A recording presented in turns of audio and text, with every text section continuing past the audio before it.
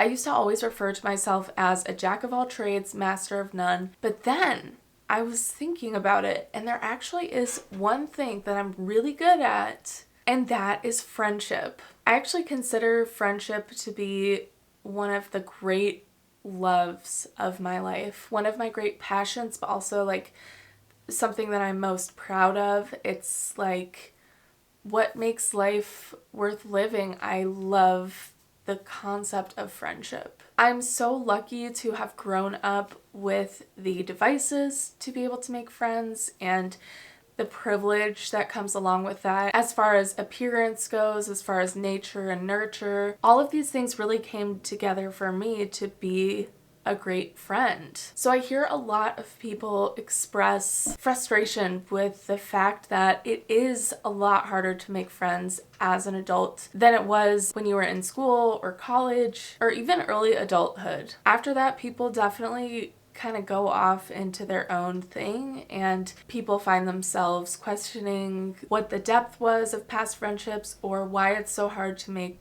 brand new friends. So I just wanted to share my experiences and my advice. And I honestly hope that it really helps you to create meaningful friendships and to maintain those, whether online or in person. This is a little cringy, but the first point, I guess, that I want to make is to be yourself.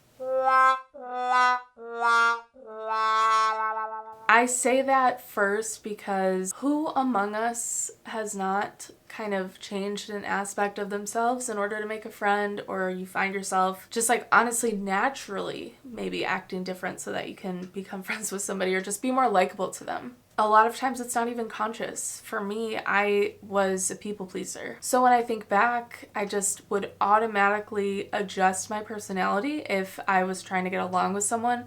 Whereas now I really don't do that anymore because I realized that I was honestly drawing in the kinds of people that weren't mutually beneficial friendships. I want to explain that really quick too. Obviously, friendship is not transactional, it doesn't have to be beneficial. But if it's not necessarily healthy for one party, the other, or both, which in this case I would say it's been more both, where it just like wasn't gonna work, that's like not the worst thing in the world. Throughout my life, I've witnessed a number of friendships go through that period of time where both parties kind of recognize the friendship can be brought back to where it was or salvaged in some sense, and both parties just decide to let it rest because you're both moving on with life, and there's nothing wrong with that. Also, if somebody else chooses to exit your friendship because you're staying true to yourself, that's a good sign. When you are true to yourself, and I mean really true to yourself, you will be shocked that you can actually attract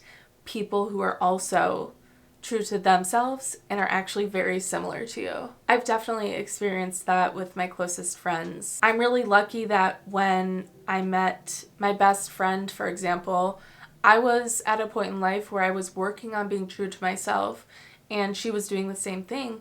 So when we connected, we were connecting to one another's deepest self, and we've been best friends almost since we first met. So do yourself a favor and be yourself. Also, aside from friendship, just in terms of existing in this world, like, I don't think you understand how special you are just as you are, and how amazing it is that you exist just as you are. I just hope that you see that about yourself and give people, including yourself, give yourself the opportunity to get to know yourself in a deep way, and give other people that chance and that opportunity. People can tell whether or not you're being genuine anyway, so just be yourself. And again, remember, if you are rejected in some way, again, that's kind of a good thing because you don't have to choose. They've chosen for you to move on to a different situation, and that gives you another opportunity to find something that's honestly more aligned with you. Point number 2 is embrace vulnerability. So that can manifest in several different ways. For example, I've met a number of friends by just asking for their number. I can think of my friend Luke, for example. I was moving to a new city and I was touring new apartments with my friend Luke, and we were just having such a good conversation. We were talking about podcasts and stuff, and I just felt like we were connecting about a bunch of different topics. And so I was like, hey, you seem really cool. I'm going to be, like, my roommates are going to be new to this town. Can I get your number? And we have been great friends ever since. And I've had the opportunity to become amazing friends with the people in Luke's sphere. All that to say, I would never have had the opportunity to know all of these other people had I not risked being rejected by Luke.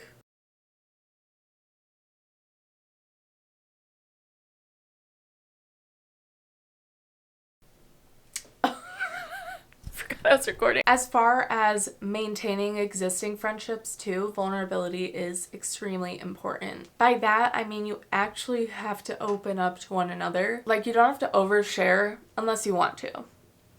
Myself, for example, I'm an oversharer. And a lot of my friends are oversharers, but a lot of them are the complete opposite. But guess what? I don't push them. I am just completely myself with them and let them be their introverted selves because we mesh together so well because we're true to ourselves. But in those relationships, I express vulnerability in the way that works for me. And I definitely, as a friendship deepens, I'm definitely more vulnerable, even when it's scary. And I've gotten to a point with these friends where I'm like, I'm nervous to share this with them, but I trust them with this information. I want them to know this about me because it will give them a deeper understanding of me.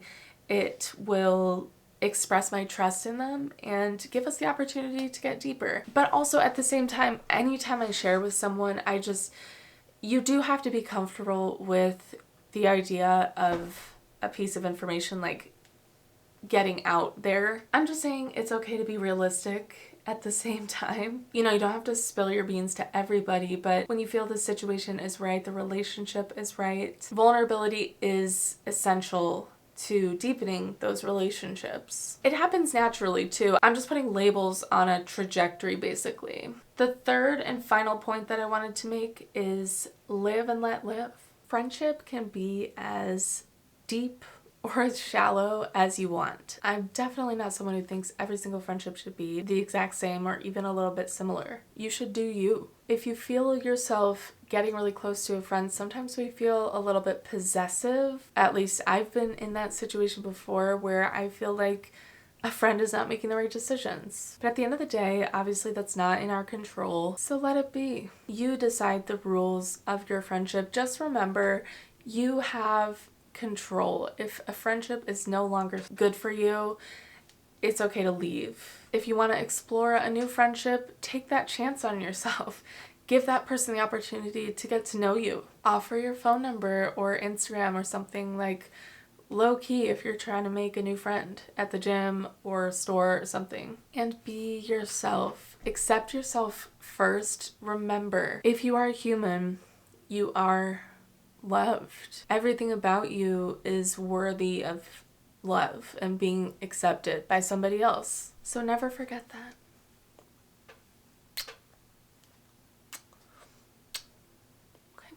Okay.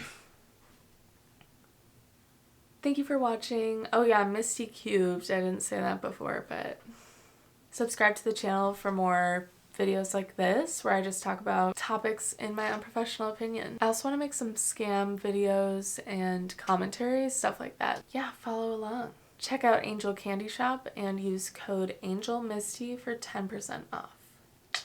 Bye!